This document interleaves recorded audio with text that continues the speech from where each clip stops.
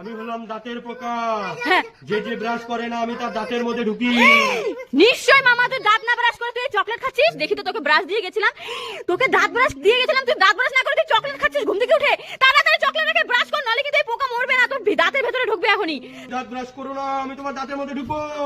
তাড়াতাড়ি ঢুক, তাড়াতাড়ি কর, তাড়াতাড়ি কর, ভালো করে ভালো করে সব কোনায় কোনায় ব্রাশ কর, যাতে কোনো জায়গায় যেন এই পোকাটা এসে না ঢুকে। তাড়াতাড়ি আস্তে আস্তে পোকাটা তাড়াতাড়ি কর, তাড়াতাড়ি এখন মুখটা ধুয়ে ফেলবি, এখনই পোকাটা মরে যাবে। তাড়াতাড়ি তাড়াতাড়ি মুখটা ধো ধো ধো, এবার জলটা দিয়ে দে এদিকে। দেখলি পোকাটা মরে গেল কিভাবে?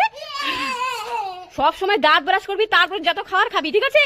দাঁত ব্রাশ না করলে যে কোনো লোককেই ধরবে, এটা সত্যি। দাঁতের মধ্যে পোকা ধরে কিন্তু, এটা বড়ই হোক আর ছোটই হোক, ঠিক আছে?